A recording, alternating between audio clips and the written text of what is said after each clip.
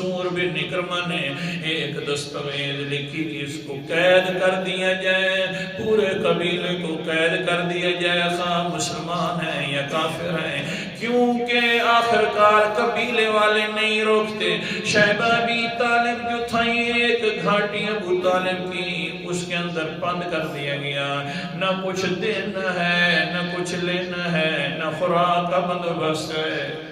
کس کے خلاف ہو رہے ہیں؟ پیغمبر علیہ السلام کے خلاف ہو رہے ہیں۔ تھوڑا سا سوچئے تو صحیح، اللہ اکبر کبیرہ۔ سورت کا نام سورت بنی اسرائیل ہے، 15واں پارہ ہے۔ قرآن مقدس کا امداد بھی سنتے جانا میرے ساتھیاں۔ اللہ تعالیٰ کیا فرماتے ہیں؟ وَإِن كَادُوا لَيَسْتَفِزُّونَكَ مِنَ الْأَرْضِ لِيُخْرِجُوكَ مِنْهَا وَإِذًا لَّا يَلْبَثُونَ خِلَافَكَ إِلَّا قَلِيلًا۔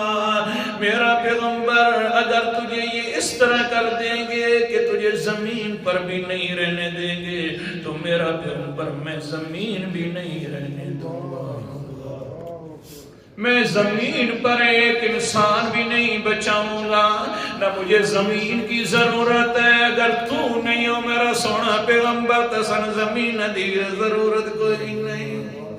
لیکن ظالم تھے نا، آخرکار اتنے اونچے انسان کو ایک گھاٹی میں بند کر دیا گیا۔ منصور ابن اکرمہ جو ہے ظالم انسان دستاویز لکھ کر آ گیا بڑے بڑے قریشیوں کے پاس کہ اسی پر دستخط کر لو، نہ پیغمبر کو کچھ دینا ہے نہ لینا ہے۔ اللہ اکبر کبیرہ۔ خدیجہ کا بھتیجا تھا، وہ کبھی بات نہیں۔ اللہ اکبر کبیرہ۔ دستاویز پر خط ہو گئے، جی ہاں بیکاٹ شروع ہے۔ جس وقت دستخط ہوئے، دستاویز لکھنے والا منصور ظالم ابھی تک گھر نہیں پہنچا تھا کہ اللہ تعالیٰ نے دونوں ہاتھ شل کر دیے۔ ہاں ہاں، تیرے ہاتھ میرے پیغمبر کے خلاف چلیں گے تو تیرے کام کے بھی میں نہیں چھوڑوں گا۔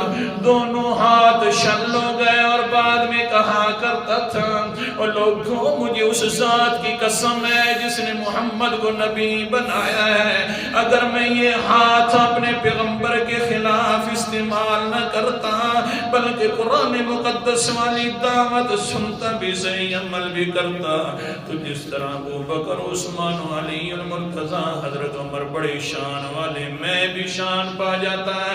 لیکن اللہ نے میرے اوپر دنیا میں بھی تباہی اتار دی، آخرت میں بھی تباہ ہو کر رہوں گا۔